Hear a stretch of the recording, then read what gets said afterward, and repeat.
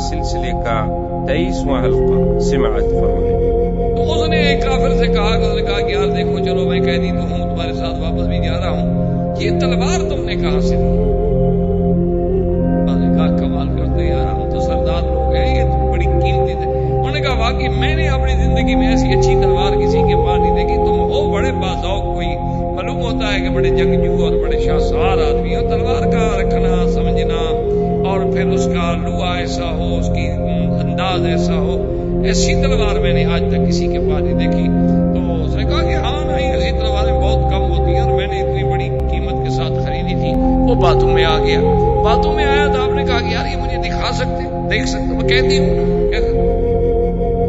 کہا بات ہی نہیں، دیکھو ہم دو ہیں، ہمارے ہاتھوں میں تلوار ہے، اس کا ایک ہاتھ ہم نے باندھا ہوا ہے، ایک ہاتھ ہے، کیا کر لے گا؟ تلوار دے دی تو بس تلوار دیکھتے دیکھتے باری تلوار ایک کی تو گردن اڑ گئی، دوسرا بھاگ گیا، ایک کافر مر گیا، دوسرا بھاگ گیا، ابھی مزید پھر واپس مدینہ۔ السلام علیکم یا رسول اللہ، تم کیسے آ گئے بھائی؟ اس نے کہا حضور دیکھیں آپ نے اپنا وعدہ پورا کر کہ میں مکے سے بھاگ کے آیا، کافروں نے مطالبہ کیا، آپ نے مجھے واپس کر دیا اور میں واپس چلا گیا۔ اب اگر ان سے لڑ بھڑ کے مال مول کے میں خود واپس آ جاؤں تو اب آپ کا معاہدہ تو پورا ہو چکا ہے، اب آپ مجھے اب نہیں واپس بھیج سکتے۔ ایک دفعہ آپ نے مجھے بھیج دیا، حضور نے فرمایا ان ھذا الرجل مسرع حرب، یار یہ تو ایسا بندہ ہے کہ آگ جنگ کو بھڑکانے والا بندہ ہے، تو اس کے دماغ میں ہر وقت یہ لڑائی بڑھے گی فکر رہتا ہے۔ انہوں نے فرمایا کہ نہیں بالکل ہم تمہیں واپس کریں۔ وہ کافر بھاگتا بھاگتا آ گیا، مجھے بچ گیا تھا۔ حضرت نے فرمایا ابھی لے جاؤ اس کو۔ ہم نے تو کہا جی میں تو نہیں لے جاتا، ہم دو نہیں لے جا سکے تو میں اکیلا اس کو کیسے لے جاؤں؟ حضرت نے فرمایا دیکھو ہم اپنے معاہدے پر پابند، آپ دو آئے مانگا ہم نے دے دیا، اب تم اکیلے ہو لے جاؤ، اگر تم پھر کوئی بندے لے کے آتے ہو پھر لے جاؤ، ہم اپنے معاہدے پر بہرحال پابند ہیں، ہم نے معاہدہ نہیں توڑا، اگر تم اپنے قیدی کی حفاظت نہ کر سکو تو اس کا ذمہ دار تو میں نہیں۔ اس نے کہا حضور میں اکیلا تو نہیں لے جاتا، میں جاتا ہوں واپس ان کو جا کے مکے والوں کو بتاتا ہوں کہ ایک بندہ تو مر گیا ہے۔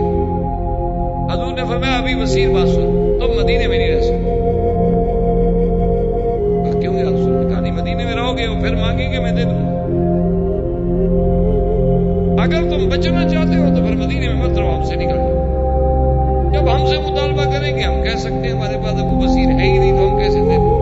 انہوں نے کہا اچھا یا رسول اللہ اگر آپ یہی چاہتے ہیں تو السلام علیکم میں بھی جا رہا ہوں۔ ابھی بصیر وہاں سے نکلے، مکے اور مدینے کے درمیان میں ایک جگہ تھی جس کا نام ہے مقام عیر۔ دیر عیر جو ہے وہ اتنا پہاڑی اور اتنا مشکل ترین وہ جگہ ہے کہ ہر طرف پہاڑ ہے اور غاریں ہیں اور بڑا مشکل یعنی انتہائی خطرناک راستہ ہے۔ اس مقام عیر پہ آ گئے ابھی وسیع، وہاں آ کر انہوں نے اس پہاڑیوں کے اس جگہ پہ جو غاریں تھیں انہوں نے اپنا ڈیرا لگا لیا اور مکے والوں کو پیغام بھیجا کہ بھائی جو آدمی بھاگے مدینے نہ جانا، حضور واپس کر دیتے ہیں، میرے پاس آ جاؤ۔ اب سب سے پہلے جو بندہ پہنچا وہ ابو جندل، کوئی سہیل ابن عمرو کا بیٹا، اس کو موقع ملا وہاں سے بھاگا۔ اس نے کہا مدینے جاتا ہوں، حضور واپس کر دیں گے، چلو ابھی بصیر کو ڈھونڈو۔ وہ ڈھونڈتا ڈھونڈتا پہاڑوں میں آ گیا، چند دنوں میں 70 آدمی مسلمانوں کے اس عید پہ جمع۔ جب 70 آدمی جمع ہو گئے تو انہوں نے کہا بھی ہم خاموش کیوں بیٹھے، جو قافلہ نکلے قریش کا ڈاکہ مارو، ہمارا کیا تعلق ہے، ہم تو معاہدے میں پابند نہیں ہے نا، ہم تو مکے سے بھاگے ہوئے لوگ ہیں، مدینے ہم گئے نہیں،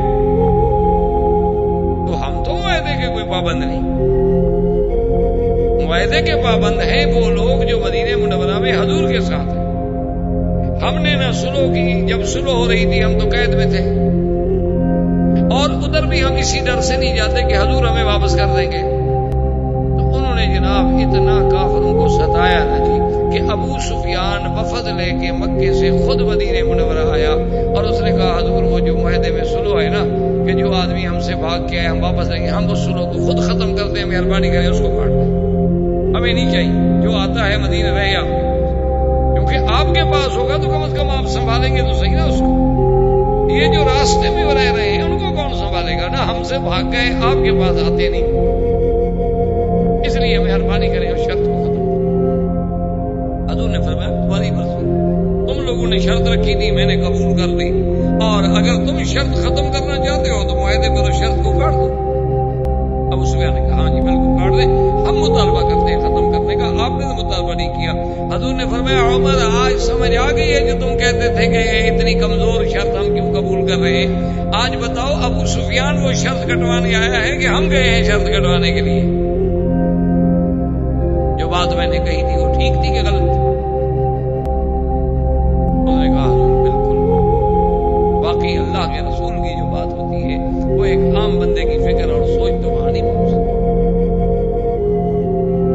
तो वो शर्त जो थी खत्म हो गई और अबू सुफियान जो थे वापस चले गए। हजूर सल्लल्लाहु अलैहि वसल्लम ने इसी असना में, क्योंकि कुरान पाक में इशारा हो चुका था ना कि आपको एक फतह करीब, बहुत जल्द एक फतह हम आपको देंगे,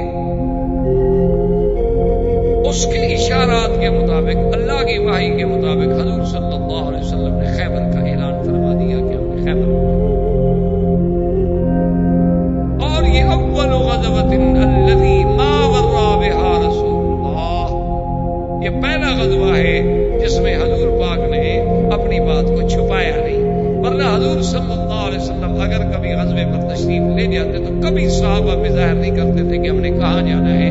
जाना मसलन मशरिक में होता था तो कहते थे मगरिब, और मगरिब में होता था तो मशरिक।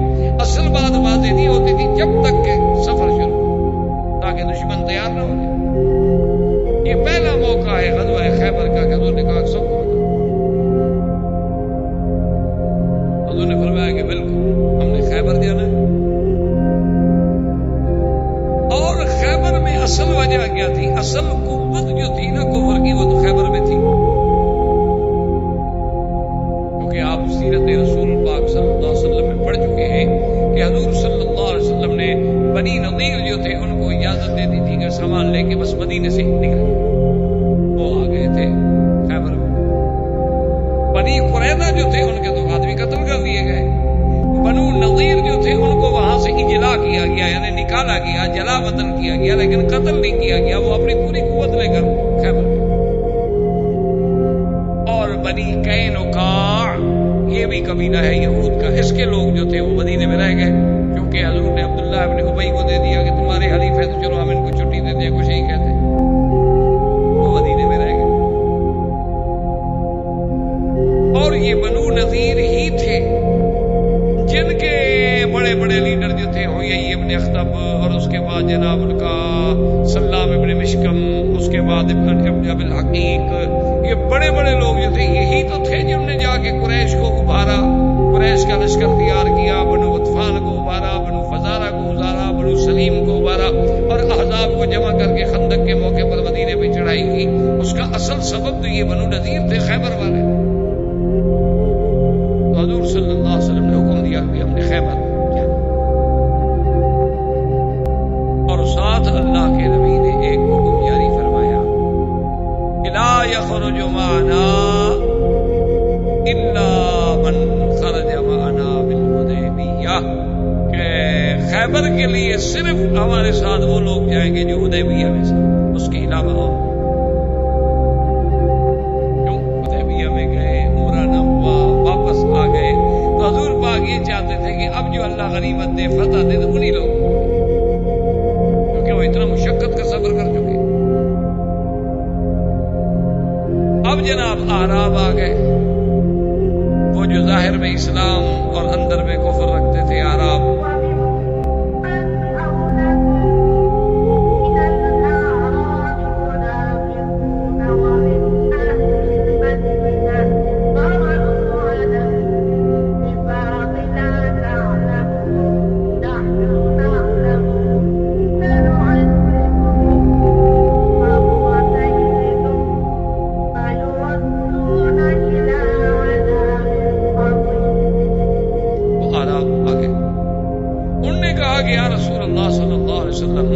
हमें मालूम हुआ है कि आप खैबर के लिए तशरीफ ले जा रहे हैं, तो हजूर हमें हुक्म दें, हम भी तो जिहाद में शरीक।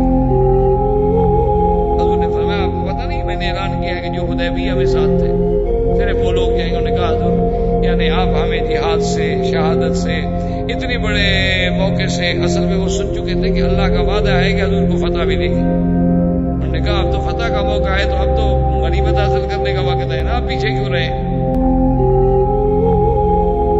کیونکہ جہاں پیسہ ملتا ہو وہاں تو پھر آدمی بڑی سے بڑی قربانیاں کرتا ہے. احتشام لکھانوی رحمۃ اللہ علیہ کبھی کبھی بطور لطیفہ سنایا کرتے تھے. وہ کہتے کہ یہ ہمارے بعض کاروباری لوگ جیسے میمن ہوتے ہیں، کاٹیا واڑی ہوتے ہیں، چنیوٹ کے شیخ ہوتے ہیں، پوری ہوتے ہیں، بڑے کاروباری بزنس مین لوگ ہوتے ہیں، لیکن خون میں کاروبار ہوتا ہے. تو انہوں نے کہا کہ لطیفے کے طور پہ کہ ان کا ایک آدمی مر گیا، اللہ کے دربار میں پیشی ہوئی تو ملائکہ نے کہا حضور اللہ میاں اس کے تو نیکیاں اور گناہ برابر ہو گئے، اب نیکیاں زیادہ ہوتی تو جنت میں جاتا، گناہ زیادہ ہوتے تو جہنم میں جاتا، اب یہ کہاں جائے، یہ تو برابر ہو گئے. تو اس نے ملائکہ نے جب عرض کیا، اللہ نے فرمایا اچھا اس سے پوچھو یہ کیا چاہتا ہے کہ بھائی تمہاری گناہ اور نیکیاں برابر ہوگی. قاعدہ یہ ہے کہ نیکیاں زیادہ جنت، گناہ زیادہ تو جہنم. اب ہو گیا معاملہ تمہارا برابر، اب بتاؤ تم کیا چاہتے ہو؟ کہا اللہ میاں جہاں 2 ٹکے کا فائدہ ہو وہاں بھیج دیجیے. اصل بات تو صرف یہ ہے کہ جہاں 2 ٹکے کا فائدہ ہو ہمیں وہاں بھیج، ہمیں جنت جہنم سے کوئی مسئلہ نہیں. جیسے ہمارے ارائی ہوتے ہیں، ارائی برادری ہے نا، ارائی جو کہلاتے ہیں، وہ بھی کہا کرتے ہیں، چودھری محمد علی وزیر اعظم جو ہوتے تھے وہ کہتے ہیں ہماری قوم ایسی ہے کہ نعوذ باللہ ثم نعوذ باللہ، اللہ میاں اگر ان کو جہنم بھیجنے کا فیصلہ کرتے ہیں تو وہ کہیں گے اللہ میاں پانی کا انتظام کر دیں، باقی جہنم میں بھی ہم کھیتی باڑی کر لیں گے، آپ صرف پانی کا بندوبست کر دیں، پانی مل جائے تو پھر زمین بنانے کے ہم ماہر ہیں. تو بہرحال کہنے کا مقصد یہ تھا کہ اب چونکہ ذاتی لالچ،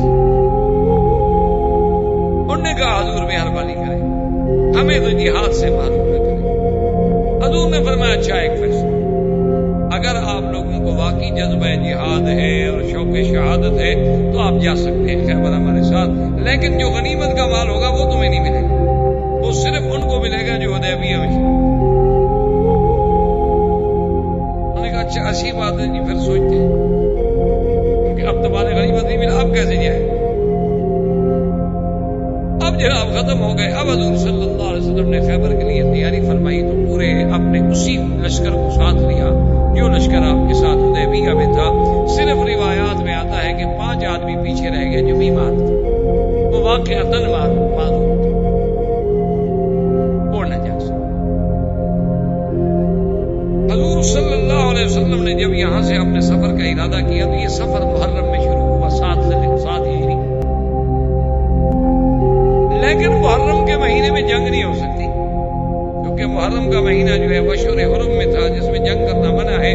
لیکن حضور کا مقصد یہ تھا کہ چونکہ ایک تو سفر ہے اور پھر اونٹوں کا سفر ہے، کوئی کار پہ ہوائی جہاز میں تو جانا نہیں ہے، تو لہذا یہ ہے کہ اتنے وقت تک ہم استعداد پیدا کریں گے، لیکن لڑائی تو سفر میں ہوگی، لڑائی تو محرم میں نہیں ہوگی. اور بنی قینقاع جو تھے وہ جو یہودیوں کا ایک چھوٹا سا قبیلہ رہ گیا تھا مدینہ منورہ میں، ان کو جب پتہ چلا کہ حضور پاک تو خیبر کے لیے جا رہے ہیں تو ان بدبختوں نے فوراً ایک آدمی بھیجا خیبر کہ تم تیار ہو جاؤ، اللہ کے نبی آ رہے ہیں. ان کا آدمی تو پکڑا گیا. عبداللہ ابن ابی ابن سلول جو رئیس المنافقین تھا، اس نے بنی اشجع کے ایک آدمی کو بھیجا، وہ پہنچ گیا، اس نے جا کے خیبر اطلاع کر دی کہ اللہ کے نبی آ رہے ہیں، تیار ہو جاؤ. اب انہوں نے بڑے بڑے لوگوں کو اکٹھا کیا کہ ہم کیا کریں. سنا یہ ہے کہ مدینہ منورہ سے حضور صلی اللہ علیہ وسلم آنے والے ہیں، سفر شروع ہو گیا ہے. تو اب ہمارے سامنے 2 راستے. ایک راستہ تو یہ ہے کہ ہم اپنے قلعوں کے اندر بند ہو جائیں اور مقابلہ کریں، ہم تو اپنے گھر میں بیٹھے ہوئے. اور ان کے بڑے بڑے قلعے تھے، جو 6 قلعے جو ہیں وہ تو بہت معروف تھے، لیکن اس کے علاوہ بھی اور قلعے تھے، لیکن یہ 6 قلعے جو ہیں بہت بڑے بڑے قلعے، بہت ان کی عظیم دیواریں تھیں، اوپر مورچے لگے ہوئے تھے اور بالکل محفوظ تھے کہ اندر بیٹھ کے آپ فائر کر سکتے ہیں، آپ تیر چلا سکتے ہیں، آپ نیزہ پھینک سکتے ہیں، نیچے والا آدمی تو اتنی اونچی نہیں مار سکتا. تو سلام ابن مشکم نے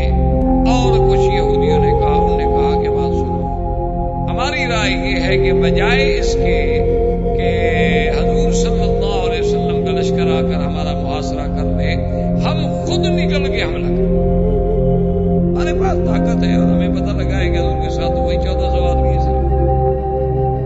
اور ایک روایت میں ہے کہ سلام ابن مشکم جو یہودی تھا ان کا، اس نے کہا کہ بات سنو، میں نے جو اپنے علم کے ساتھ پڑھا ہے اور کچھ میں نے خواب دیکھا ہے اور کچھ میں نے اپنا حساب کتاب لگایا ہے، مجھے یہ خبر ملی ہے کہ یہود جو ہیں 2 مقام پہ ذبح ہوں گے، ایک دفعہ مدینے میں اور ایک دفعہ خیبر میں۔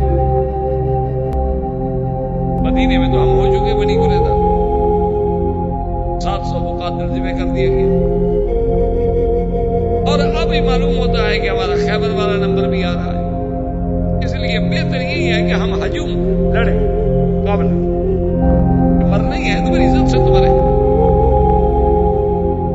انہوں نے کہا اچھا اسی رائے پر غور کریں، ابھی تو بہرحال ان کو پہنچنے میں بھی 10-15 دن تو پہنچنے میں لگ جائیں گے، قافلہ چلتا ہے آہستہ آہستہ۔ انہوں نے اپنا آدمی بھیجا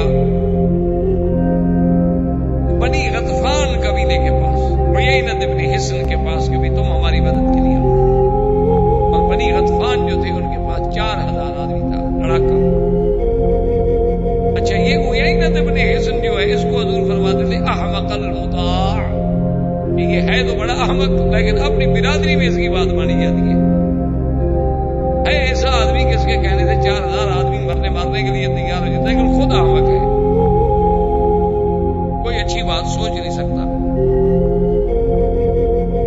اس کو جب پتہ چلا تو اس نے کہا کہ ٹھیک ہے، یہودیوں کو خبر بھیجی کہ چونکہ آپ ہمارے حلیف ہیں، ہم تمہارے حلیف ہیں، تمہارے اوپر اگر چڑھائی ہوگی تو ہم آ رہے ہیں۔ حضور صلی اللہ علیہ وسلم کو پتہ چلا کہ اب یہ حالت تو بڑی مشکل ہو گئی ہے کہ آگے ہم جا رہے ہیں تو آگے تو لشکر ہوگا اپنا یہودیوں کا، اور غطفان پیچھے چلیں گے، اس کا مطلب ہے کہ ہم تو 2 لشکروں کے درمیان میں آ جائیں گے، پیچھے سے بنو غطفان کا 4000 لڑاکا اور آگے یہود۔ حضور صلی اللہ علیہ وسلم نے فرمایا اپنے صحابہ میں سے کون ہے جو مجھے یہ بتلائے کہ ہم چاہتے ہیں کہ شرق شمال کی طرف سے ہم حملہ کریں خیبر پہ، میں جانب غرب سے خیبر پہ حملہ کرنا نہیں چاہتا۔ اب دیکھیں کتنی دور کی سوچ۔ وجہ یہ تھی کہ شرق شمال جو ہے یہی راستہ تھا شام کا، کہ اگر یہود شکست کھائیں تو شام بھاگ جائیں گے، لیکن اسی راستے سے اگر مسلمانوں کی فوجیں بیٹھی ہوں گی تو بھاگ سکتے نہیں، باقی کوئی راستہ ان کو بھاگنے کا نہیں ملتا شام کے علاوہ۔ ایک صحابی نے کہا حضور مجھے اس راستے کا پتہ ہے، اس راستے سے میں نہیں چلتا۔ حضور پاک نے بھی ایک آدمی کو بھیجا کہ بنی غطفان کے اس عیینہ بن حصن سے بات کرو کہ بدبخت تم کیوں لڑنے آئے، تمہارے ساتھ تو ہماری کوئی لڑائی نہیں، اور تم ہمارے ساتھ معاہدہ کر لو، ہم جو خیبر کے پھل آئیں گے نا، آدھا پھل تمہیں دینے کے لیے تیار ہے، تم اپنے قبیلے کی فوجیں واپس لے کے جاؤ، ہمارے پیچھے نہ اس کو کہا گیا۔ بہرحال قصہ مختصر کہ اس نے کوئی بات نہیں، انہوں نے کہا کہ نہیں، یہود میرے حلفاء ہیں، میرے حلیف ہیں، میں ان کی مدد کروں۔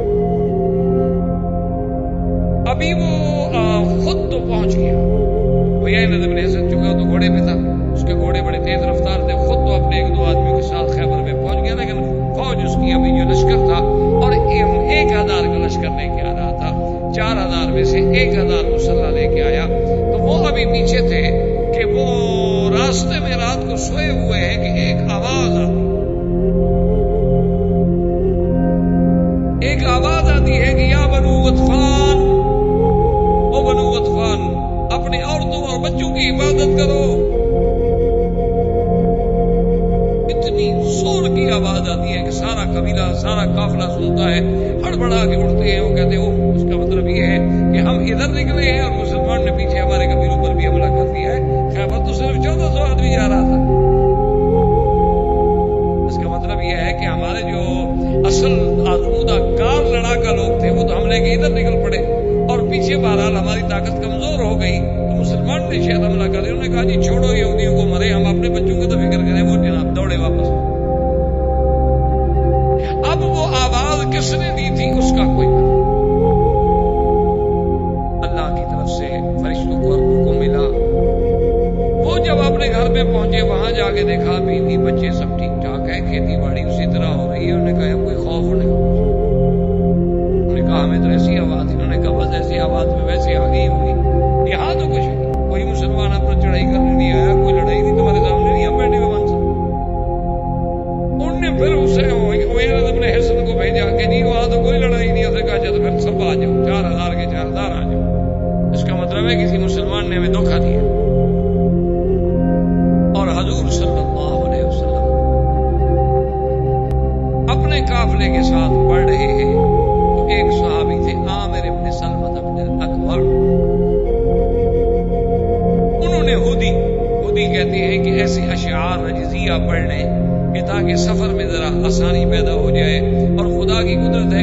کبھی رجز پڑھتے ہیں نا جس اپنا اونٹوں کو چلانے والے، تو اونٹ بھی ذرا سپیڈ اپنی تیز کر دیتے ہیں.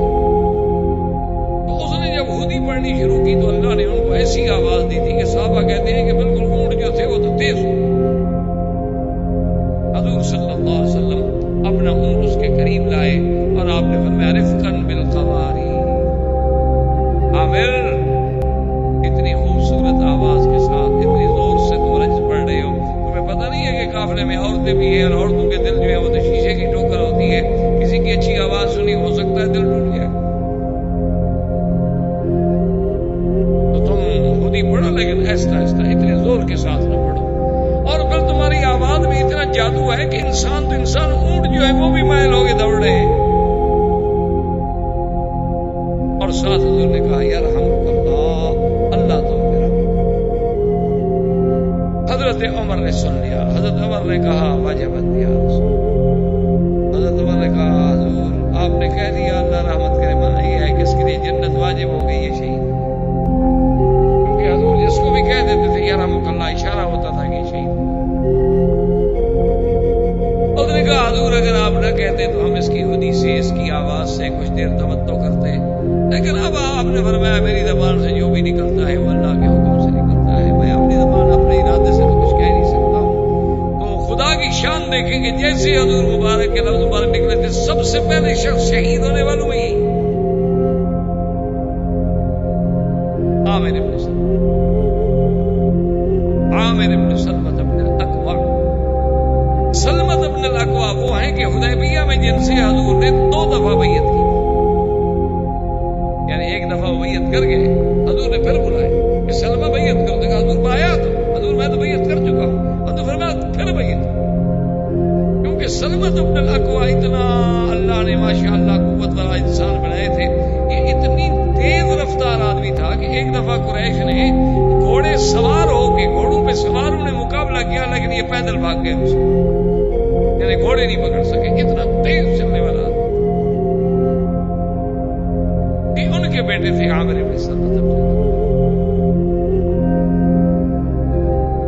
اب اسی سے اندازہ کریں کہ لشکر صحابہ کا ہو، سرکار دو جہاں قیادت کر رہی ہوں، اور خودی رجز پڑھنے والا بھی صحابی ہو، کوئی وہاں آلات موسیقی بھی نہیں ہے، لیکن اس میں بھی حضور کہیں کہ عورتوں کے دل پہ چوٹ لگ سکتی ہے. اور یہاں تو ہمارے گھروں میں تو میرے خیال میں ہر وقت گانا ہی صرف عورتوں کے لیے ہوتا ہے، جی گھر میں بیٹھی ہیں بیچاری اکیلی کیا کریں. ہم تو جی ڈپٹی پہ چلے گئے نا، وہ اکیلے جو بیچاری بیٹھی ہے، آخر اس کے لیے بھی کوئی مشغولیت، کوئی مصروفیت، کیونکہ وہ تلاوت قرآن تو مشغولیت بن نہیں سکتی،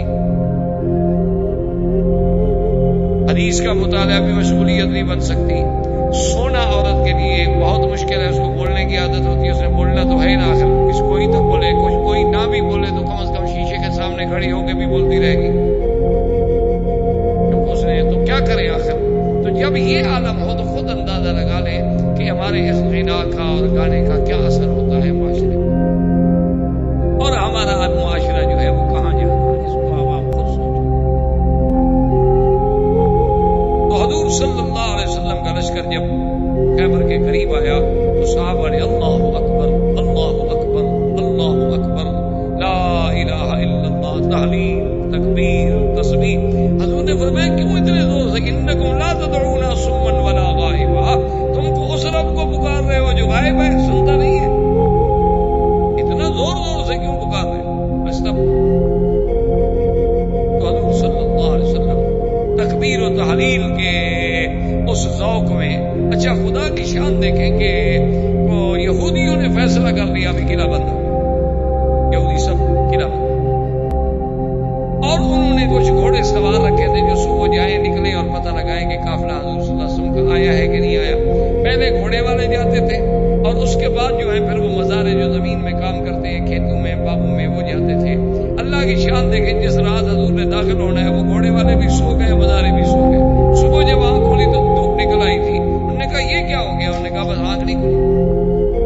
انہوں نے مدیروں سے کہا بھی اب تو کافی دن چڑھ گیا ہے، اب تو نگرانی کرنے کی ضرورت نہیں، آپ چلے جائیں. تو اسی رات میں اللہ کے نبی بات زندگی باقی تو بات باقی انشاءاللہ. برادران اسلام، واجب الاحترام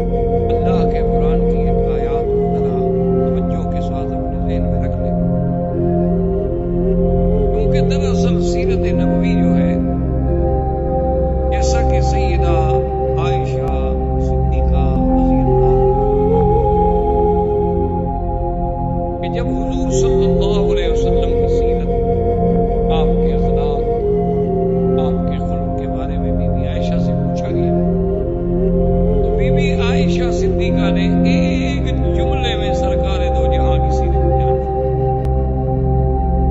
آپ حیران ہوں گے کہ اللہ نے سیدہ عائشہ صدیقہ رضی اللہ تعالیٰ عنہ کو کتنا علم کے اندر گہرائی اور گہرائی عطا فرمائی تھی کہ ایک جملہ اور اسی میں ساری سیرت بیان. بی بی عائشہ نے فرمایا کان خلقہ القرآن. اگر میرے محبوب کی سیرت دیکھنی ہے تو پھر قرآن دیکھ لو. یعنی جو قرآن میں ہے اس کا اگر عملی نمونہ دیکھنا ہے تو محمد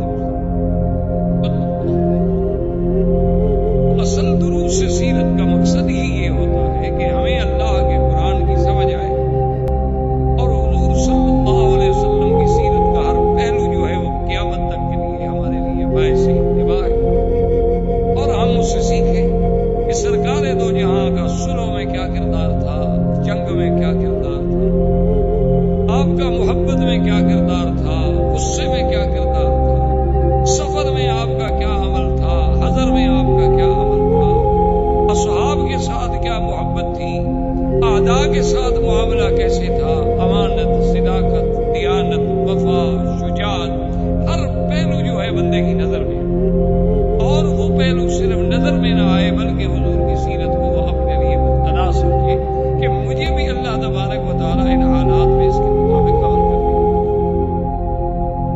تو اب آپ دیکھیں قرآن پاک میں غور فرمائیں کہ جب حضور پاک نے بیعت لی تھی حدیبیہ میں جو آپ پڑھ چکے، اس بیعت کو اللہ نے کتنی بڑی عظمت دی کہ ان الذین یبایعونک، مدنی محمد مصطفیٰ جو لوگ آپ کی بیعت کر رہے ہیں، انما یبایعون اللہ، یہ میرے نبی آپ کی بیعت نہیں کر رہے، یہ تو میری بیعت کر رہے کیونکہ آپ تو میرے لیے بیعت کریں.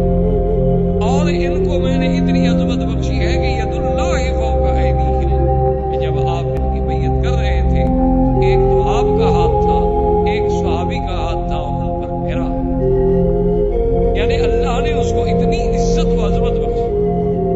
اسی لیے اب حضور صلی اللہ علیہ وسلم نے جب غزوہ خیبر کے لیے تیاری کی تو آپ نے فرمایا کہ غزوہ خیبر میں صرف وہ لوگ میرے ساتھ جائیں گے جو حدیبیہ میں.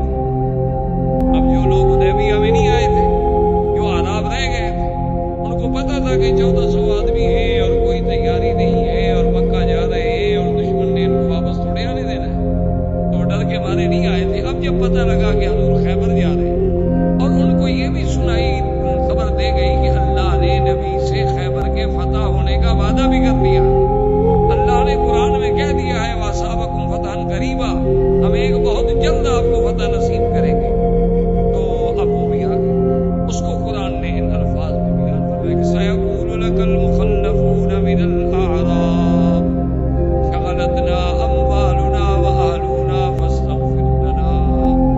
اب جو اعراب سے پیچھے رہنے والے وہ آ گئے. انہوں نے کہا حضور ہمیں تو بچوں نے اور گھر کے معاملات نے اور حالات نے اور اشغال نے اتنا مجبور کر دیا تھا کہ حضور ہم پیچھے رہنا تو نہیں چاہتے تھے، ہم تو تڑپتے رہے، بس مجبور ہو گئے، غلطی ہو گئی، بس آپ اللہ سے ہمارے لیے بخشش ہو.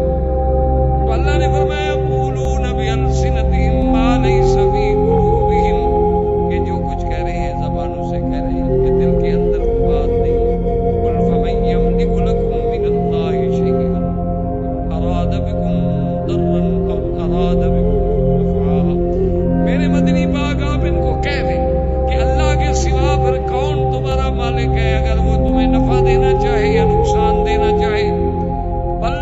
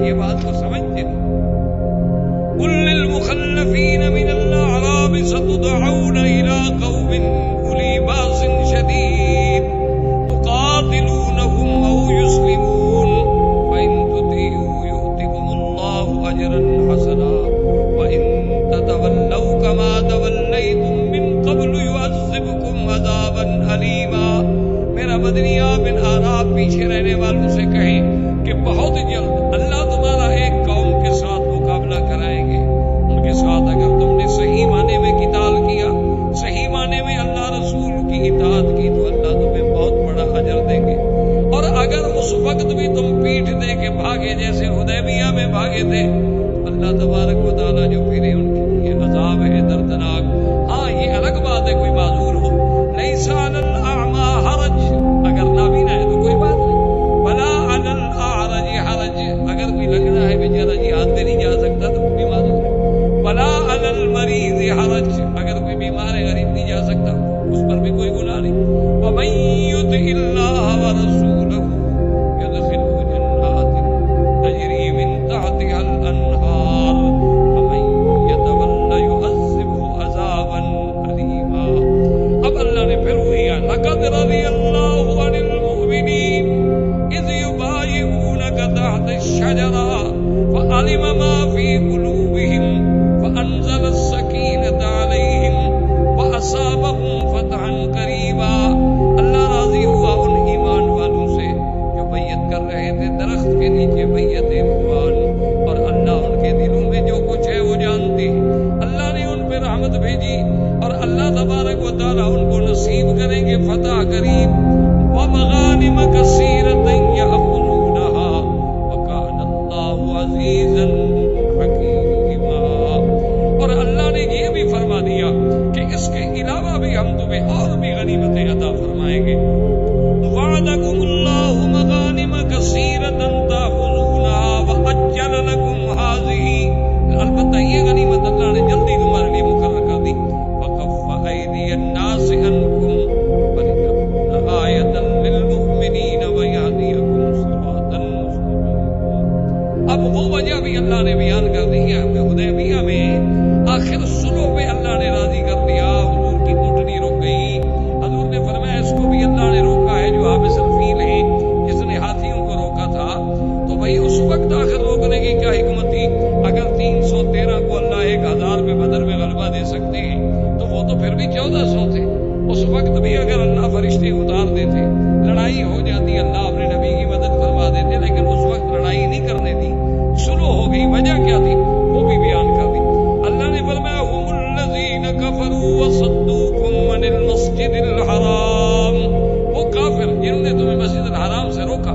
والہدی معکوفا ان یبلغ محلہ، جبکہ قربانی کے جانور بندے ہوئے تھے کہ اپنے حرم میں جا کے ذبح ہو جائیں. اللہ نے فرمایا ولولا رجال مؤمنون ونساء مؤمنات لم تعلموهم ان تطؤوهم فتصيبكم منهم معرة بغير علم ليدخل الله في رحمته من يشاء لو تزيلوا لعذبنا الذين كفروا منهم عذابا أليما. اللہ نے فرمایا میرا مدنی اپنے صحابہ کو بتا دے کہ اگر مکے میں مرد مسلمان اور عورتیں جن کا ایمان چھپا ہوا تھا اور تمہیں ان کا پتہ بھی نہیں تھا کہ کون مسلمان ہے اور کون کافر ہے، اگر وہ جنگ ہو جاتی اور وہ مسلمان تمہارے ہاتھوں سے مارے جاتے تو ساری زندگی تانا ملتا کہ مسلمان تو اپنوں کو بھی مار دیتے، یہ تو کلمہ پڑھنے والوں کو بھی قتل کر دیتے ہیں. اس وقت ہماری حکمت تھی کہ ہم نے تمہیں جنگ سے روک دیا، شروع کر دی. اور میں نے جیسے عرض کیا تھا کہ آپ اندازہ کریں کہ 13 سال نہیں بلکہ 19 سال میں اسلام اتنا نہ پھیلا جتنا حدیبیہ کی صلح کے بعد. یعنی 19 سال میں تو 3000 آدمی مسلمان ہوتا ہے، صرف 2 سال صلح کے بعد 10,000 آدمی حضور صلی اللہ علیہ وسلم کے ساتھ فتح مکہ پہ جاتا ہے. تو یہ اس فتح کا مقام تھا. اب جب حضور نے خیبر کی تیاری کی، حضور نے فرمایا کہ اس میں صرف وہ لوگ شریک ہوں گے جو حدیبیہ میں شریک. اب اعراب نے زور لگایا کہ نہیں جی ہم بھی جاتے ہیں. حضور نے فرمایا کہ اچھا اگر تمہارا جذبہ جہاد اتنا صادق ہے تو پھر تم ہمارے ساتھ چلو، تمہیں چلنے کی اجازت ہے. لیکن اگر اللہ نے مہربانی کی، جو اللہ کا وعدہ ہے وہ سچا ہوگا اور خیبر فتح ہو گیا، اللہ نے ہمیں غنیمت دی تو ہم مال غنیمت سے تمہیں کچھ نہیں، بس تم ثواب حاصل کرو، شہادت حاصل کرو. اب جناب وہ پیچھے ہٹ گئے، وہ تو جا ہی غنیمت لینے کے لیے رہے تھے، وہ لینے کے لیے تو نہیں جا رہے. حضور صلی اللہ علیہ وسلم نے لشکر چلایا اور بڑی مشقت کا سفر کرتے کرتے حضور صلی اللہ علیہ وسلم کا لشکر جو ہے وہ خیبر. اور اس معاملے میں حضور صلی اللہ علیہ وسلم نے حراسہ جو کی، یعنی لشکر کی حفاظت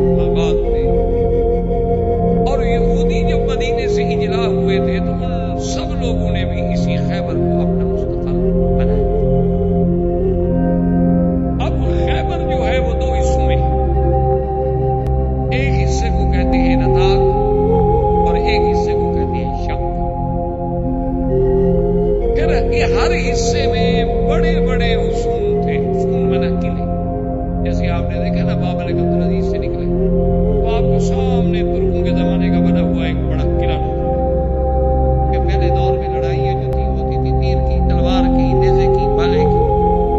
تو اس دور میں بہت کم قسم کی بندوقیں بھی ہوتی تھی. تو یہ قلعے جو تھے یہ بڑی حفاظت کا ذریعہ تھے. اب آپ قلعے کے اندر بیٹھے ہیں تو آپ کو تیر تو نہیں لگ سکتا، آپ کو کوئی نیزہ بھی نہیں مار سکتا، اور آپ اس سوراخ سے دیکھ رہے ہیں اور وہیں سے بیٹھ کے آپ تیر مار سکتے ہیں.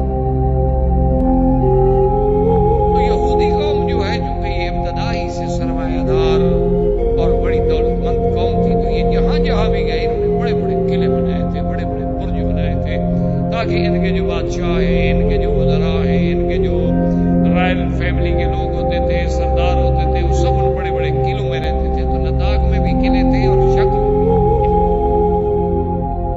اور ان مشہور قلعوں میں حصن سعد بڑا مشہور تھا. اسی طرح قلعت الزبیر بڑا مشہور تھا. قلعت النزار بڑا مشہور تھا. یہ ان کے بڑے بڑے قلعے، بڑے بڑے حصے. اسی طرح پھر اس سے تھوڑا اگر دور جائے تو وادی آتی تھی جس کو کہتے ہیں وادی منطقہ ام القری. یہ بھی ایک بہت بڑی آبادی تھی، بہت بڑی وادی تھی، اس میں یہود آباد تھے. اس کے ساتھ پھر ایک علاقہ تھا جس کو کہتے ہیں فدق، سونے فدق. یہ بھی یہودیوں کا علاقہ تھا، بڑے بڑے باغات تھے اور اس میں بھی ان کا تھا.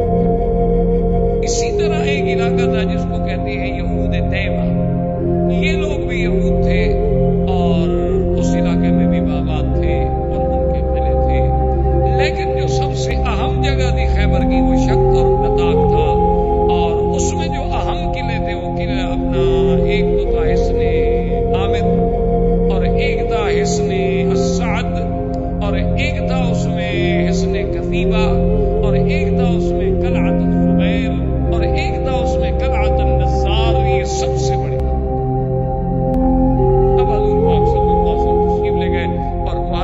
بیٹھ گئے. حضور صلی اللہ علیہ وسلم نے ان کا اس زمانے میں جو بادشاہ تھا وہ تھا کنانہ بن ابی الحقیق. اس کے پاس اپنا وفد بھیجا.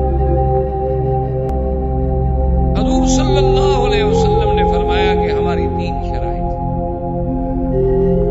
ان 3 شرائط میں سے جو شرط آپ کو قبول ہو،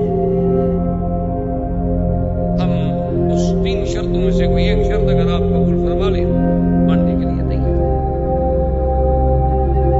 سب سے پہلی شرط تو یہ ہے کہ اصل اسلام. ہم تم سب کو دعوت دیتے ہیں اسلام، تو اسلام لاؤ اور ہمارے بھائی بن جاؤ. جب تم اسلام میں داخل ہو گئے تو بات ختم، پھر تو کوئی اختلاف ہی نہیں. اور دوسری شرط یہ ہے کہ اگر تم اسلام قبول نہیں کرنا چاہتے ہو تو جسے آج کل مستشرقین اور اعداء اسلام مسلمانوں کے خلاف ایک بڑا پراپگنڈا کرتے ہیں جی مسلمان ٹیکس لیتے ہیں اور لوگوں کو غلام بناتے ہیں اور لوگوں کو قیدی بناتے ہیں اور ان کی لڑکیوں کو کنیزیں بنا دیتے ہیں اور لڑکوں کو غلام بنا دیتے ہیں، عبد بنا دیتے ہیں، اور جو باقی بچے ہیں ان سے ٹیکس لیتے ہیں اور جزیہ لیتے ہیں اور یہ شور کرتے ہیں. یہ انتہائی ایک محض عداوت ہے. کون سا ملک ہے جو ٹیکس نہیں لیتا اپنے شہریوں سے؟ کوئی ایک ملک مجھے بتائیں. ہر ملک ٹیکس لیتا. اور دوسری بات یہ ہے کہ آپ مجھے آخر اللہ کا شکر ہے پڑھے لکھے لوگ ہیں آپ. مثلاً ہم نے ایک ملک میں چڑھائی کی، اللہ نے فتح دی، وہاں کے لوگ جو تھے مال جو ہے وہ بھی ملا، ان کے جوان بھی ملے اور لڑکیاں بھی ملی قید. اب آپ مجھے بتلائیں کہ ان کے جو قیدی ہیں، جوان لڑکے ہیں یا لڑکیاں ہیں، ان کے بارے میں کیا کریں؟ یا تو ان کو قتل کر دیں، دشمن ہے. تو اب ان کو قتل کریں تو پھر بھی تو آپ چیخیں گے کہ جی دیکھو جی یہ بلا وجہ قیدی ہو گئے، جنگی قیدی ہیں، قتل کرنے کی کیا ضرورت ہے؟ اچھا جی قتل نہیں کرتے تو ہم کیا کریں؟ ان کو ہمیشہ بٹھائے رکھیں جیل میں، خرچہ دیتے رہیں. یعنی اگر ہم نے 10,000 قیدی بنا لیا ہے دشمن کا تو 10,000 آدمی کو رکھنا، ان کو 3 وقت کا کھانا دینا، ان کی رہائش، ان کا مکان، سردی گرمی، کپڑا لباس، یہ تمام اخراجات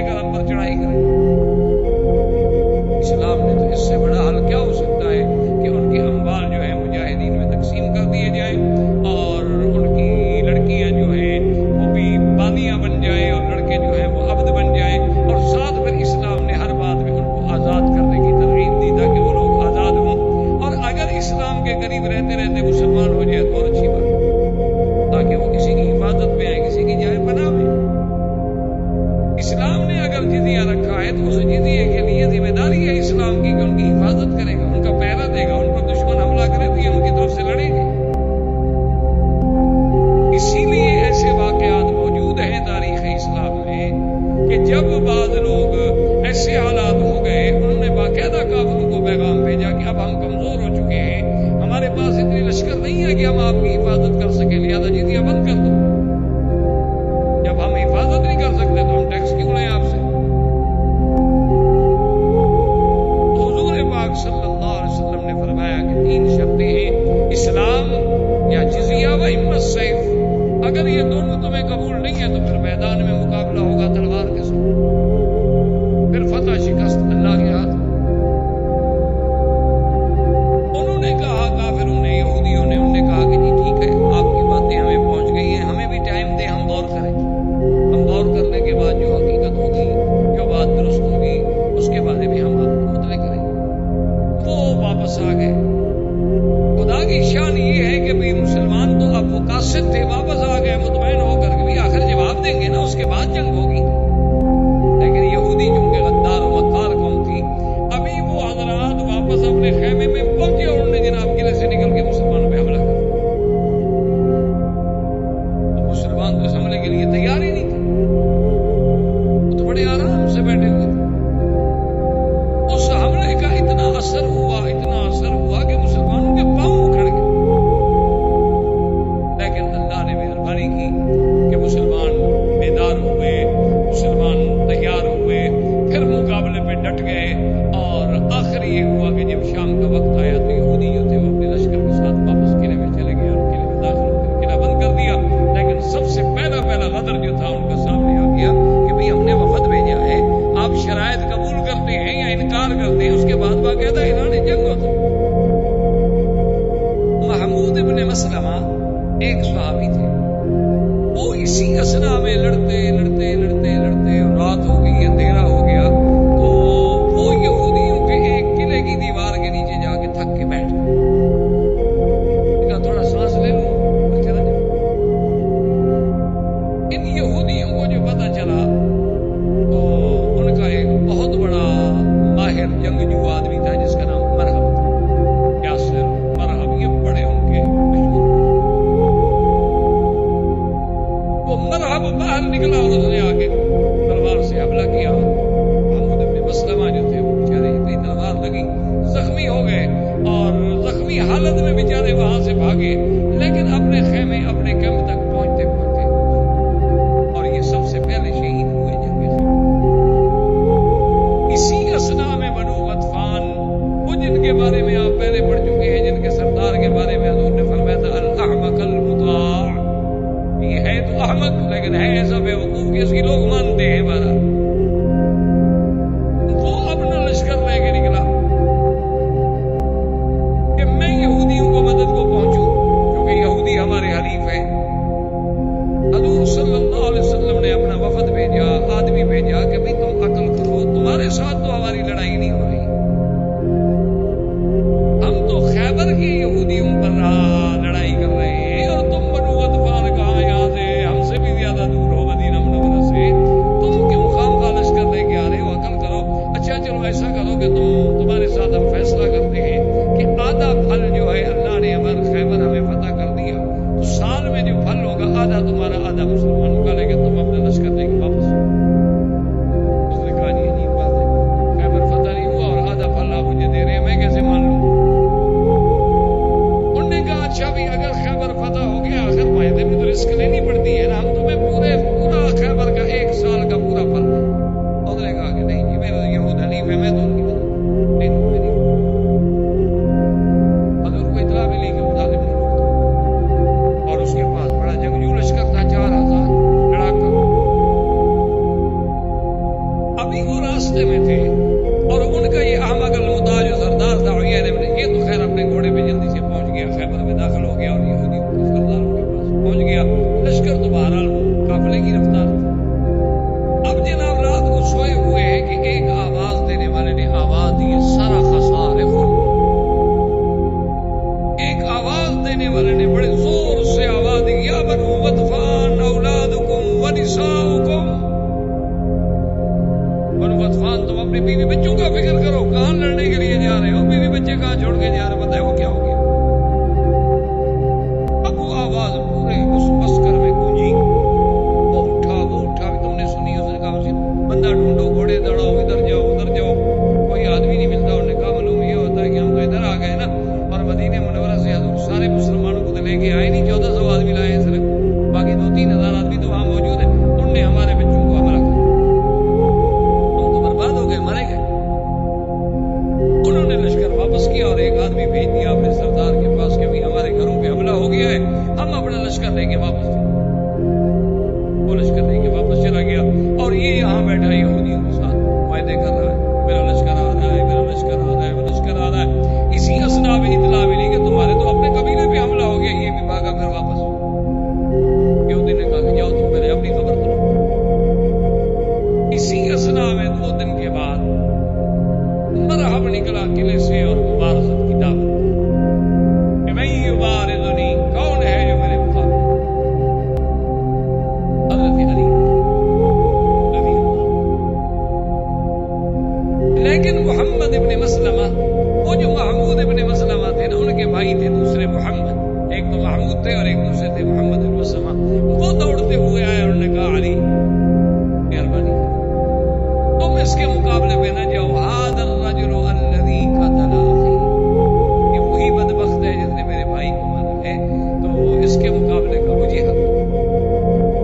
حضرت فرمایا مجھے تو کوئی اعتراض نہیں، بات تو یہ ہے کہ کافر ہے، ہم نے مقابلہ کرنا ہے، اس نے دعوت مبارزت دی، میں نے قبول کر لی، انہوں نے کہا نہیں مہربانی کریں آپ ذرا پیچھے۔ حضرت علی پیچھے رکے۔ تاریخ میں یہ بات بڑی مشہور کر دی گئی ہے کہ مرحب کو قتل کرنے والے جو تھے حضرت علی تھے، حالانکہ یہ بات یہ روافظ کی ایک کہانی بنی ہوئی ہے، چونکہ مرحب ایک بہت بڑا معروف ان کا بہادر تھا، 80 سال اس کی عمر تھی اور بڑا قوت و طاقت والا آدمی تھا، یعنی اللہ معاف فرمائے اس کی تاریخ میں عجیب عجیب واقعات آتے ہیں کہ کبھی غصے میں آ کر اگر وہ تلوار مارتا تو درخت جو تھے نا، ان کا درختوں کا تنا جو ہے، تنے سے تلوار نکل جاتی، اس لیے پھر انہوں نے ایک شہرت دی، ورنہ یہ بات ہے کہ حضرت علی اگر اس کو مارے یا نہ مارے، حضرت علی کی شان میں کوئی کمی آ جائے، بس ایک تاریخی بات۔ تو محمد ابن مسلمہ نے جب مقابلہ کیا تو صحابہ کہتے ہیں واللہ ما علیہ، خدا کی قسم ہم نے بھائی ایسی جنگ نہیں دیکھی کہ 2 گھنٹے متواتر ہو گئے اور برابر کی تلواریں چل رہی ہیں، اور حتیٰ کہ لڑتے لڑتے لڑتے گھوڑوں سے اتر آئے، ایک درخت کے قریب آئے، درخت کی ساری ٹہنیاں اڑ گئی، ٹنڈ منڈ ہو گیا درخت، کبھی وہ ادھر کبھی وہ ادھر کبھی وہ ادھر، ایک دوسرے پہ اتنے تیزی سے حملے کر رہے ہیں۔ صحابہ کہتے ہیں کہ ایسی لڑائی ہم نے نہیں دیکھی، جتنے بہادر ہیں ادھر بھی ادھر بھی سب ڈک۔ اور محمد ابن مسلم ایک نوجوان آدمی ہے، وہ اتنا پرانا تجربے کار ہے، لیکن برابر کی تلوار ٹکرا رہی ہے، اور آخر اللہ پاک نے مہربانی یہ کی کہ محمد ابن مسلمہ کو خدا نے موقع دیا، انہوں نے تلوار ماری تو اس کی ٹانگ کٹی۔ جب مرحب کی ٹانگ کٹی تو گر گیا، سی بات ہے ایک آدمی کا ایک ٹانگ کٹ جائے اور اتنی بلیڈنگ بھی ہو رہی ہے، خون بھی ہو رہا ہے، کتنا بڑا بہادر۔ جب وہ گرا درخت کے نیچے تو محمد بن مسلمہ نے غصے میں آ کر دوسری ٹانگ دی، اس کی دوسری ٹانگ جب کٹی اور محمد بن مسلمہ کھڑے، اس نے کہا فقتلنی، اس نے کہا دیکھو میں ہار گیا، مجھے قتل کر دو، اب مجھے کیوں عذاب دے رہے ہو، مجھے کیوں عذاب دے رہے ہو، تم نے میری ایک ٹانگ کاٹ دی پھر دوسری ٹانگ کاٹ دی، اب میں اٹھ کے لڑنے کے قابل ہوں، یا میں اٹھوں گا یا لڑوں گا، فقتلنی، میری گردن پہ تلوار پھیرو، مجھے چھڑاؤ، بس میں مان گیا کہ میں ہار گیا۔ محمد ابن مسلمہ نے کہا کہ نہیں، میں بھی تمہیں اسی طرح تڑپتے دیکھنا چاہتا ہوں جیسے میرا بھائی تڑپتے ہوئے خیمے میں گرا تھا،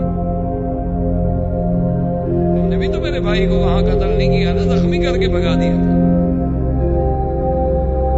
اسی اسنا میں جو کہ حضرت علی رضی اللہ تعالیٰ عنہ بھی پاس کھڑے تھے، انہوں نے کہا محمد ابن مسلمہ دشمن ہے، مر گیا ہے، اب مردے سے کیا مقابلہ ہے، تو حضرت علی نے بڑھ کے گردن کاٹ۔ اس وجہ سے تاریخ میں یہ آیا کہ مرحب کا قاتل جو ہے حضرت علی، ان کے مقابلے میں پھر ایک بہت بڑا جو ان کا جنگجو تھا یاسر، وہ نکلا، یہ مرحب کا بھائی تھا۔ وہ جب میدان میں نکلا تو اس نے کہا بھائی یہ بات میرا مقابلہ کون کرے گا، تو حضرت زبیر صفیہ دوڑی، زبیر بیٹے تھے، اور بی بی صفیہ جو ہے محمد رسول اللہ ہے، انہوں نے کہا حضور مہربانی کریں، یا رسول اللہ مہربانی کریں، میرے بیٹے کو اس ظالم کے مقابلے میں نہ جانے دیں، وہ تو بہت بڑا یعنی خیبر کا مانا ہوا شاہ سوار ہے، اور میرا بیٹا جو ہے زبیر وہ تو نہ تجربے کار ہے، جوان آدمی ہے، وہ تو ابھی تلوار پکڑنی سیکھ رہا ہے، مہربانی کریں اس کو روک دیں، میرا بیٹا مارا جائے گا۔ آپ نے فرمایا صفیہ بل یقتلہ ابنک زبیر، آپ نے فرمایا کیوں گھبرا دیا، تمہارا بیٹا اس کو مارے گا، مت گھبراؤ۔ اب جناب جنگ ہوئی، صحابہ کہتے ہیں کہ اب زبیر اتنا تجربے کار ہے، نیا آدمی ہے، اور یاسر اتنا تجربے کار ہے، لیکن اس میں جگری سے زبیر لڑا، اور نتیجہ یہ نکلا کہ زبیر یاسر قتل ہو گیا۔ ففرح المسلمون نے کہا اللہ اکبر اللہ اکبر، کہ ان کے 2 سردار مارے گئے۔ یہودیوں نے کہا بھی قلعے بند کر دو، بس اب ہم اس طرح نہیں لڑتے مسلمانوں کے ساتھ، جو بھی ہمارا بندہ جاتا ہے ان کا ایک نوجوان آگے مار دیتا ہے، اور اگر اسی طرح ہمارے 5-10 آدمی اور مارے گئے تو پھر تو پورے یہودیوں میں بات پھیل جائے گی، یہودی مر گئے، یہودی مر گئے، ہم تو شکست کھا جائیں، لہٰذا واپس قلعے میں آ جاؤ، ہم نہیں لڑتے۔ اس کے بعد مقابلہ ہوتا رہا ہوتا رہا ہوتا رہا، اللہ تبارک و تعالیٰ نے آخر مہربانی کی، صحابہ نے حملہ کیا، تو وہ جو سب سے پہلا ان کا حصن عامر تھا، اللہ کی رحمت سے پتہ ہو گیا، اور یہود جو تھے اس سے نکل کر حصن ساتھ جو فرار ہو گئے، جو وہاں کچھ نہ کچھ سامان جو تھا وہ بھی حضور صلی اللہ علیہ وسلم اس سامان کو بیٹھے ہوئے تقسیم کر رہے ہیں کہ جا اعرابی، ایک بدو، اس نے صحابہ سے پوچھا این محمد مصطفیٰ،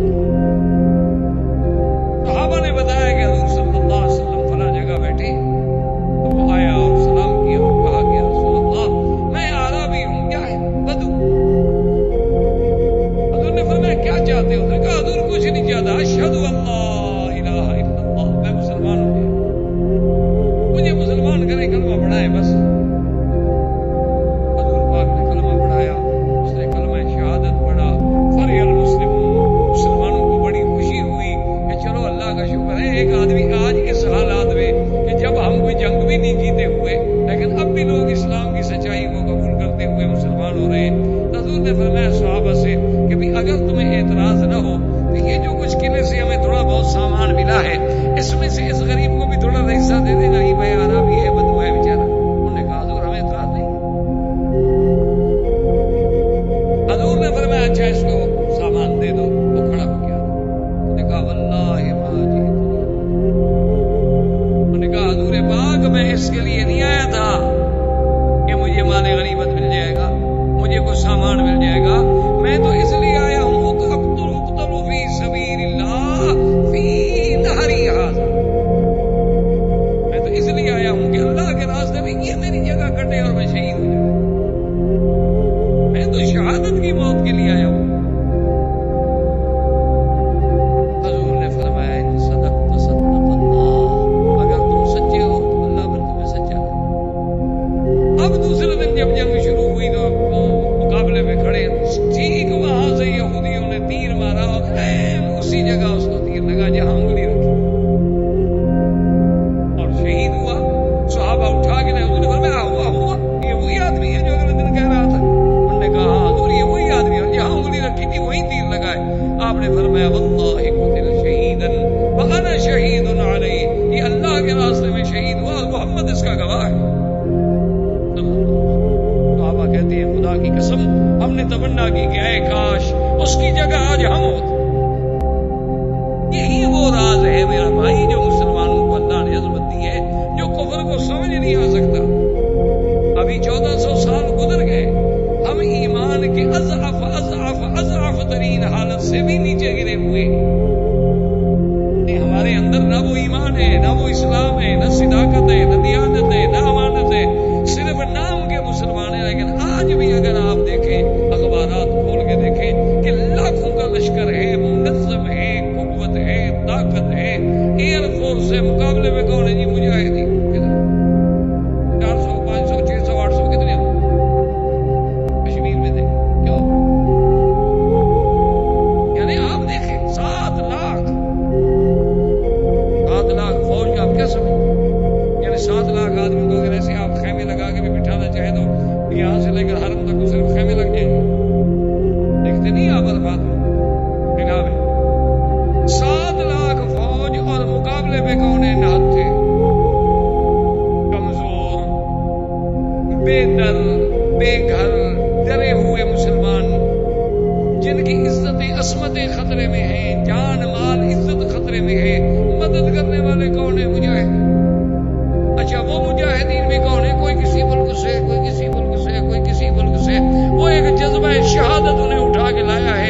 بھئی وہاں ہمارے مسلمانوں کی عصمت دری ہو رہی ہے، قتل ہو رہا ہے، ان کو ظلم ہو رہا ہے، چلو ہم پھر کیوں زندہ رہے، ہم بھی جائیں ان کی مدد کریں۔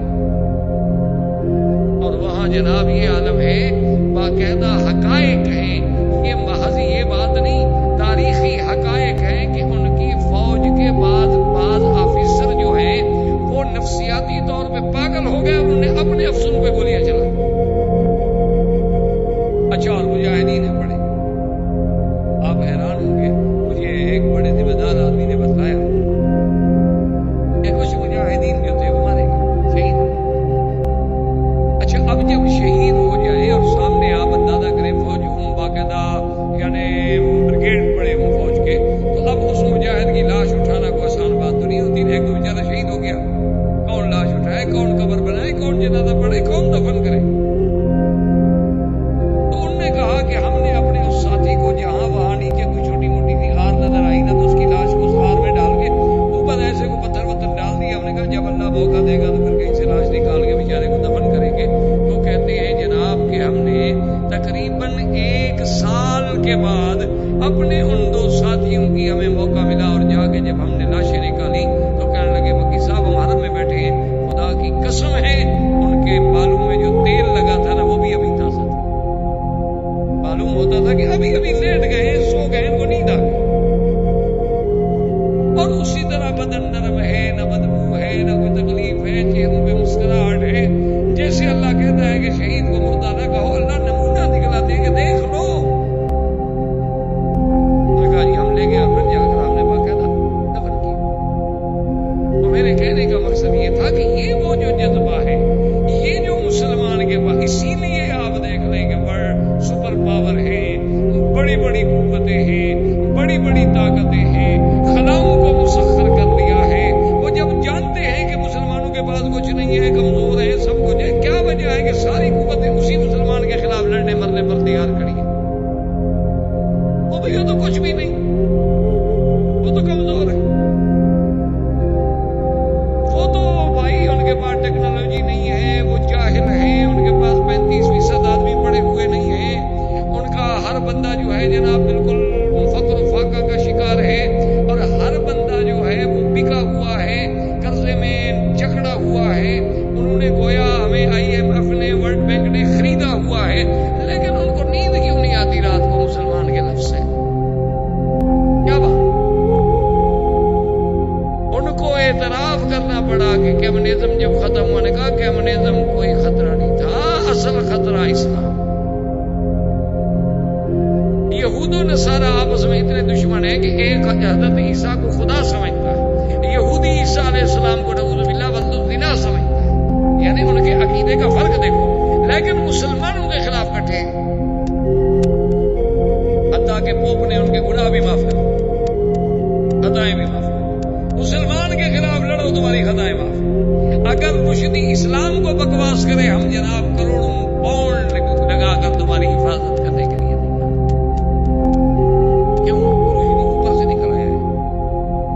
سونے کے قلم سے لکھتا ہے، رشدی کی کتاب لکھی ہوئی جو ہے اس میں کوئی ہیرے اور موتی اور ٹانکے جڑے ہوئے ہیں، صرف یہ ہے کہ اس نے مسلمان کہلا کر اسلام کو ٹوکا ہے، مسلمان کہلا کر حضور کی ذات پہ اعتراض کیا، ازواج مطہرات پہ اعتراض کیا۔ اب دشمن کہتا ہے چلو یار کوئی ایک تو ایسا نکل آیا نا جو مسلمان کہلاتا ہے اور پھر بھی اسلام کو تکلیف پہنچاتا ہے، بس ہمارے لیے تو یہ ہیرو ہے، وہ تسلیمہ نسرین ہو، وہ جناب رشدی ہو، وہ جناب پاکستان کے عیسائی ہوں توہین رسالت کرنے والے، ان کے لیے ہماری حکومتیں ایئرپورٹ پہ کھڑی ہوتی ہیں، ڈالروں کے چیک ساتھ ہوتے ہیں، ویزے پہلے لگے ہوتے ہیں، دوسرے ملک میں باقاعدہ ہوٹلوں میں کمرے بھی بک ہوتے ہیں، کیوں کہ حضور کو بکواس کیا ہے، عیسائی خوش ہو گیا اور ہم نے انہیں خوش کرنا ہے۔ یہ سارا کیوں ہوا؟ وجہ ہمارا ایمان ہے۔ آج بھی آپ ابو داؤد، آج بھی آپ حدیثوں کی کتابیں کھول کے دیکھ لیں، حضور نے فرمایا بہت جلد ایک وقت آئے گا جب پانی پہ لڑائی، اب آنے والی جنگیں دیکھ لیں پانی پہ، حضور نے فرمایا پانی پہ لڑائی ہوگی اور یہود و نصارہ کی پوری قوتیں ایک طرف ہوں گی اور مسلمان ایک طرف ہوں گے، لیکن حضور نے فرمایا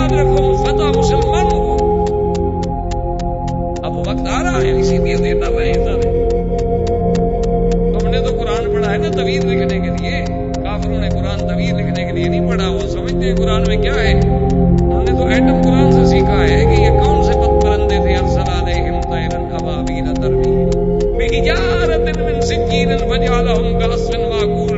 ایک چونچ میں پتھر لایا، ہاتھی پہ ڈالا اور ہاتھی سے نکل کے زمین میں دس گیا. انہوں نے کہا وہ کون سا ذرہ تھا، وہ ایٹم کے ذرے پہ پہنچے. اصل بتلانے والا تو قرآن تھا. اور تم نے تو قرآن شریف پر عقیدہ یہی رکھا ہوا ہے جب مر جائے تو مولوی کو بلا لو، میت کے اوپر پھرا لو اور پرانے کپڑے مولوی کو دے دو اور اس کے بعد مردہ بخشا گیا. ساری زندگی اس نے قرآن نہیں پڑھا، آپ پھرانے سے بخشا گیا. انا للہ و انا الیہ. یہ ہے وہ جذبہ شہادت کے. عربی کہتا ہے کہ یا رسول اللہ میں مال لینے کے لیے نہیں آیا، میں تو اس لیے آیا ہوں کہ اللہ کے راستے میں شہید ہوں اور مجھے یہاں بھی لگے یہاں. یہ وہ جذبہ تھا کہ صحابی دوڑتا جا رہا ہے. ایک صحابی نے کہا بھی استجر، نے کہا کیا استجر؟ انی لاجد ریح الجنت من قبل احد. مجھے تو جنت کی خوشبوئیں آ رہی. یہ تھا وہ جذبہ. حضور صلی اللہ علیہ وسلم نے محاصرہ برقرار رکھا. آخر ایک رات حضور نے اعلان کیا لأعطین الرایۃ غدا رجلا یحب اللہ ورسولہ ویحبہ اللہ ورسولہ. کل میں ایک ایسے آدمی کو جھنڈا دوں گا جو اللہ کے رسول کو محبوب رکھتا ہے اور اللہ کا رسول اس کو محبوب رکھتے ہیں. اللہ کے رسول کو تو سب محبوب رکھتے ہیں. بڑی شان تو یہ ہے کہ جس کو اللہ محبوب رکھے. صحابہ کہتے ہیں ہمیں ساری رات نیند نہیں آئی، پتہ نہیں وہ جھنڈا کس قسمت کو ملتا ہے. صبح کی نماز کے بعد حضور نے فرمایا این علی، علی کہاں ہے؟ کہا حضور فی عینیہ رمد، اس کی تو آنکھوں میں تکلیف ہے، وہ تو خیمے میں نماز پڑھ رہے ہیں، وہ چل نہیں سکتے. فرمایا فاتح علی، علی کو لے. حضرت علی رضی اللہ تعالیٰ عنہ فرماتے ہیں اب حضور کا حکم تھا، میں انکار تو نہیں کر سکتا تھا. دو آدمیوں کے کندھے پہ میں نے ہاتھ رکھے، مجھے زمین نظر نہیں آتی تھی، میری آنکھوں میں اتنی تکلیف تھی میں دیکھ نہیں سکتا تھا. حضور کے سامنے آیا، آپ نے فرمایا علی. کہا حاضر یا رسول اللہ. کہا میں نے فیصلہ کیا ہے کہ یہ قلعہ جو ہے ساتھ فتح نہیں ہو رہا، اس کا جھنڈا دو. حضور میری تو جان بھی حاضر ہے، میں تو دیکھ نہیں سکتا، آپ کے سامنے بیٹھا ہوں، آپ دیکھ رہے ہیں. اور پھر میں ادھر یا علی قریب ہو جاؤ. حضور نے اپنا لعاب دہن نکالا، اپنے ہاتھوں پہ رکھا اور اس کے بعد حضرت علی کی آنکھوں پہ یوں پھرا. حضرت علی رضی اللہ تعالیٰ فرماتے ہیں کہ بس وہ ہاتھ اٹھانے کی دیر تھی. واللہ کأنی ما اصبت شیئا، خدا کی قسم مجھے کبھی تکلیف ہوئی نہیں تھی. حضور صلی اللہ علیہ وسلم کے ہاتھ لگنے سے تو حضرت علی رضی اللہ تعالیٰ فرماتے ہیں ایسے ہو گیا کہ میں نے سمجھا کہ مجھے کبھی تکلیف ہوئی نہیں آنکھوں میں. حضرت علی نے جھنڈا ہاتھ میں لیا، اللہ نے مہربانی کی کہ قلعہ ساتھ ہوتا ہو گیا. اب یہودی بھاگے اور قلعہ طلعت الزبیر جو تھا وہ پہاڑ کے، اور وہ قلعہ اتنا محفوظ تھا کہ اس تک پہنچنا، اس کو توڑنا، فتح کرنا بہت مشکل تھا. لیکن قلعہ ساتھ جب فتح ہوا تو اس میں منجنیق، دبابات، یہ چیزیں جو تھیں یہ کیا ہے؟ تو جو یہودی قید ہوئے انہوں نے کہا حضور یہ منجنیق ہے. جب قلعہ توڑا جاتا ہے تو ان کو دور لگا کے اس کے ذریعے پتھر پھینکے جاتے ہیں تاکہ وہ دیوار ٹوٹ جائے.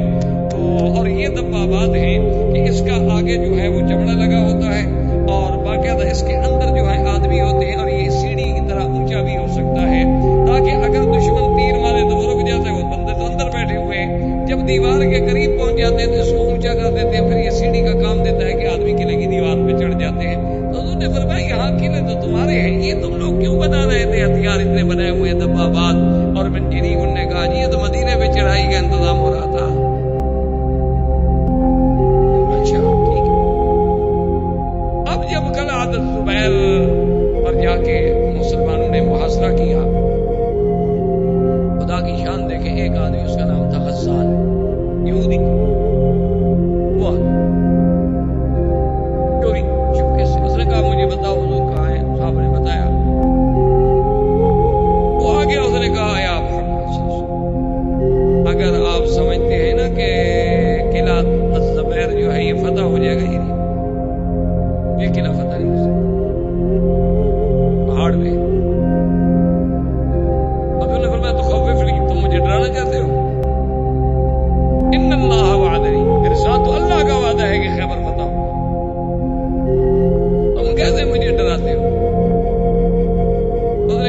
میں ڈراتا نہیں ہوں، لیکن یہ قلعہ آپ فتح نہیں کر سکتے، یہ پہاڑ پہ ہے، منجنیق کا پتھر بھی نہیں پہنچ سکتا اور آپ اس کے قریب نہیں جا سکتے، وہ اوپر بیٹھے ہیں آپ نیچے بیٹھے ہیں، یہ فتح نہیں ہو سکتا۔ ایک طریقہ ہے فتح ہونے کا، لیکن ایک شرط ہے، اگر آپ شرط پوری کریں تو قلعہ میں آپ کو فتح کروا دیتا ہوں۔ حضور نے فرمایا بتلاؤ کیا شرط ہے؟ انہوں نے کہا حضور مجھے امان دے، مجھے میرے بچوں کو، میرے اہل کو، عیال کو، میرے مال کو، کہ مجھے کچھ نہیں کہا جائے گا۔ حضور نے فرمایا رکھا امان۔ حضور نے کہا جی اصل میں اندر سے ایک سرنگ ہے، فلاں جگہ پہ چشمہ ہے، یہ رات کو اس سرنگ کے ذریعے جا کے پورے قلعے کا پانی لے آتے، اب اگر اس پانی پہ 4 آدمی بٹھا دیں، پانی بند کر دیں، 2 دن کے بعد قلعہ ختم ہو جائے گا، پانی اندر ہے نہیں ان کے پاس، پانی تو وہاں سے آ رہا۔ اگر پانی بند ہو جائے تو کتنے دن لڑیں گے آپ سے؟ حضور نے فرمایا اس کا اعتبار نہیں، یہودی ہے، مکار ہے، آدمی بھیجو اس کے ساتھ جا کے دکھائے ہمیں کہاں چشمے ہیں اور کہاں سرنگ ہے۔ وہ آدمیوں کو لے گیا، صحابہ کو جا کے دکھایا، باقی سرنگ بھی تھی، چشمے بھی تھے، اندر دروازے لگے ہوئے تھے، تو حضور نے وہاں ہراسا بٹھا دیا۔ اب جب ان کا پانی بند ہوا تو ان کا دماغ خراب ہو گیا، اب کتنے دن ہم لڑ سکتے ہیں؟ اللہ نے مہربانی کی، کل تو زبیر بھی فتح۔ اب وہ اس سے آخری دوسرے حصے کے قلعۃ النزار میں آ گئے اور تمام یہودیوں کے بیوی بچے اہل عیال سب قلعۃ النزار میں، مسلمانوں نے اس کا محاصرہ کیا، اللہ نے مہربانی کی، وہ قلعہ بھی فتح۔ اور اسی قلعے میں صفیہ بنت حیی ابن اخطب، وہ جو یہودیوں کا بڑا سردار تھا، اس کی بیٹی، اور زوجتا کنانۃ ابن ابی الحقیق، ان کا جو بادشاہ تھا یہودیوں کا خیبر میں، اس کی یہ بیوی، یہ بھی قیدیوں میں آئی۔ اور حضور پاک نے مال غنیمت میں جب قیدی تقسیم کیے تو یہ حضرت دہیہ کے حصے میں آ گئے۔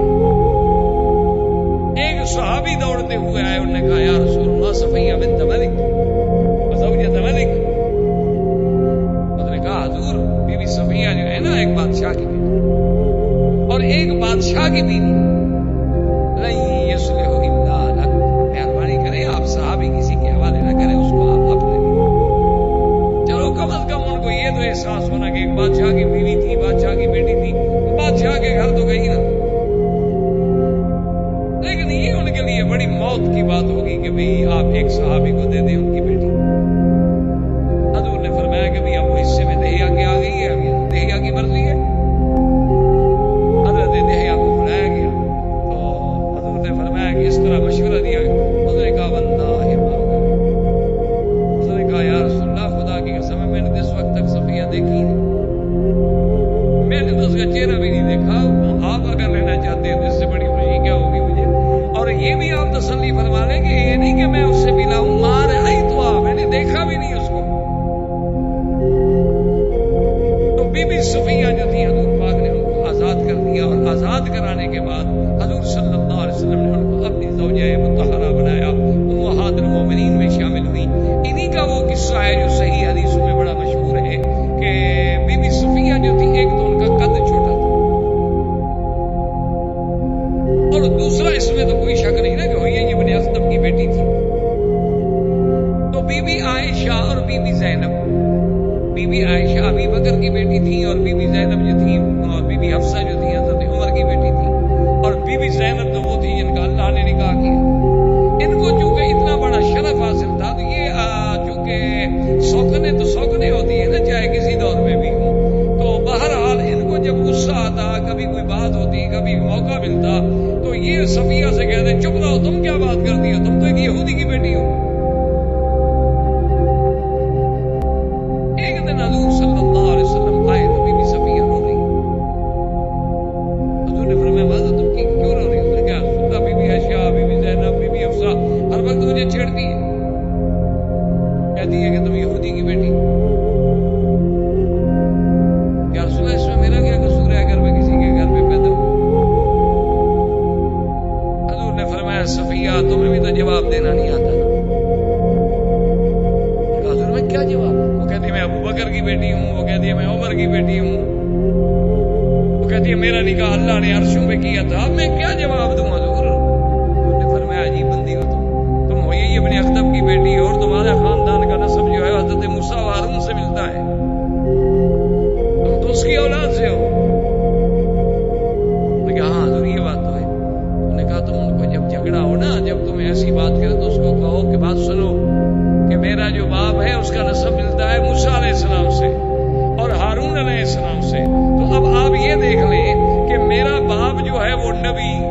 اور میرا چاچا جو ہے وہ بھی نبی، اور اس کے بعد یہ بھی دیکھ لیں کہ میرا خامد جو ہے وہ بھی نبی، تم زیادہ سے زیادہ ابو بکر کی بیٹی ہو، کوئی نبی کی بیٹی تو نہیں ہونا۔ تو چند دنوں کے بعد پھر جب جھگڑا ہوا تو بی بی سمیہ کو جب انہیں دادا دیا، اس نے کہا کہ انا بنت النبی وزوجۃ النبی المصطفیٰ، میں دو نبیوں کی بیٹی ہوں، موسیٰ و ہارون کی بیٹی ہوں اور محمد رسول اللہ کی بیوی ہوں، اور تم کیا ہے؟ ابو بکر کی بیٹی ہو، عمر کی بیٹی ہو، زیادہ سے زیادہ اور کیا ہے؟ تو کوئی نبی تو نہیں ہے نا، بڑی شان بھی ہو۔ اب ان کے پاس کوئی جواب نہیں، کیا جواب دے بی بی سمیہ کا؟ حضور صلی اللہ علیہ وسلم آئے، دیکھا کہ بی بی عائشہ اور بی بی حفصہ دونوں نے منہ جناب جھکایا ہوا ہے اور غصے میں ہے، تو انہوں نے فرمایا ماں بیگم کیا ہو گیا تمہیں، کیا بات ہے، کیوں اداس؟ انہوں نے کہا حضور اللہ نے آپ کو دین کے لیے بھیجا ہے، آپ بیویوں کو جھگڑا کرنا بھی سکھلاتے ہیں، اللہ نے تو آپ کو دین کے لیے بھیجا ہے، آپ نبی ہیں، رسول ہیں، آپ بیوی کو جھگڑا سکھلاتے ہیں، یہ صفیہ کی طاقت نہیں کہ جواب دے سکے، یہ آپ نے سکھلایا ہے۔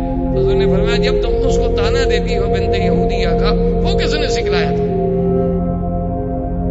اگر میں نے اس کو سکھلایا ہے تو میں نے سچ سکھلایا ہے یا غلط سکھلایا ہے؟